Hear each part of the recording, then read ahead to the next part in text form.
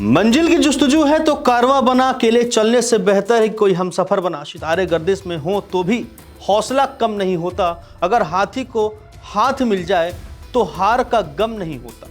इतिहास खुद को दोहराता नहीं बल्कि वो अक्सर पिछले पन्नों से सबक लेता है। साल 2007 में मायावती ने सोशल इंजीनियरिंग से सबको चौंकाया था।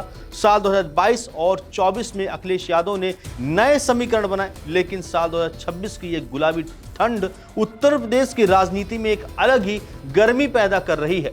और आज दिल्ली के सियासी गलियारों में एक ही फाइल चर्चा का विषय बनी है और उस फाइल का नाम है मिशन यूपी 2027। नमस्कार, मैं हूं अनुज त्रिपाठी और आप देख रहे हैं न्यूज 24 की विशेष पेशकश। आज हम उस संभावना का विश्लेषण करेंगे जिसे अब तक असंभव माना जा रहा था कि क्या प्रियंका गांधी और मायावती एक मंच पर आ सकते हैं।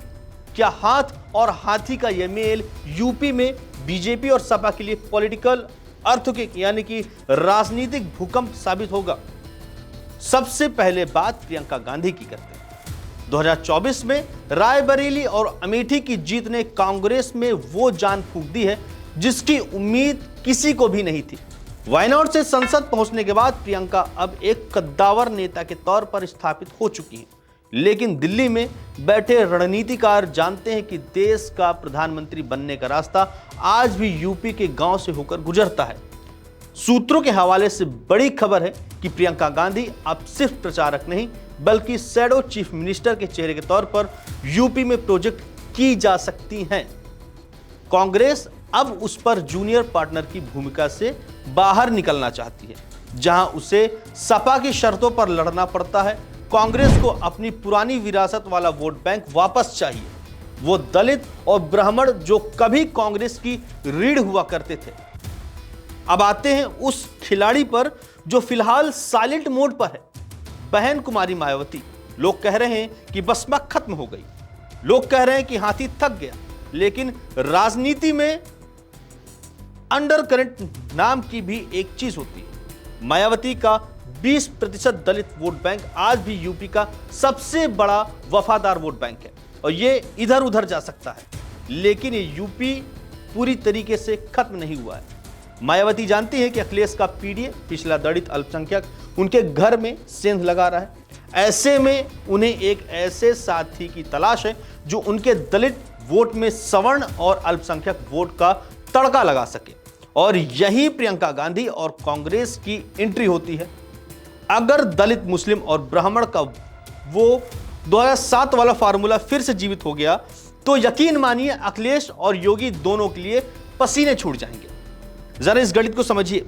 बीजेपी का थोड़ा सा हिंदुत्व प्लस लाभार्थी कार्ड को अगर हम तुलना करें तो लगभग 40 से 42% वोट है। फिर अगर हम सपा की बात करें पीडीए में तो पिछड़ा दलित अल्पसंख्यक का जो ये नया मेल, कांग्रेस बसपा का जो संभावित गठबंधन है यानी कि 20% दलित, 18% मुस्लिम, 10 से 12% ब्राह्मण और सवर्ण, ये सब है। अगर ये तीसरा मोर्चा बनता है तो मुकाबला बाइनरी यानी कि ध्रुवी नहीं रहेगा। यूपी की राजनीति में फिर से उस दौर में आ जाएगी जहां 20 से लगभग 30% वोट पाने वाला भी सत्ता के करीब पहुंच सकता है। अब सवाल यह है कि क्या मायावती 200 सीटों से कम पर मानेगी और क्या कांग्रेस अपने वजूद को बचाने के लिए छोटा भाई बनने के लिए तैयार होगी। लेकिन राह इतनी आसान भी नहीं है। बीजेपी के पास संगठन की ताकत है और योगी आदित्यनाथ का लॉ एंड ऑर्डर वाला ब्रांड, वहीं अखिलेश यादव के पास युवा जोश है।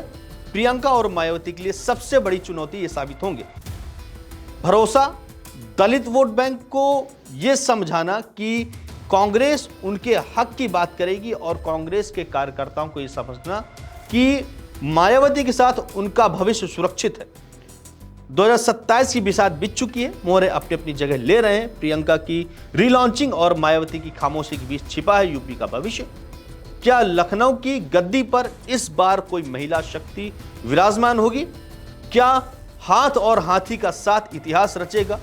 आपको क्या लगता है, क्या मायावती और प्रियंका का गठबंधन मुमकिन है? क्या यह गठबंधन यूपी की तस्वीर बदल देगा? कमेंट में अपनी राय जरूर दें, क्योंकि आपकी राय ही लोकतंत्र का असली आईना है।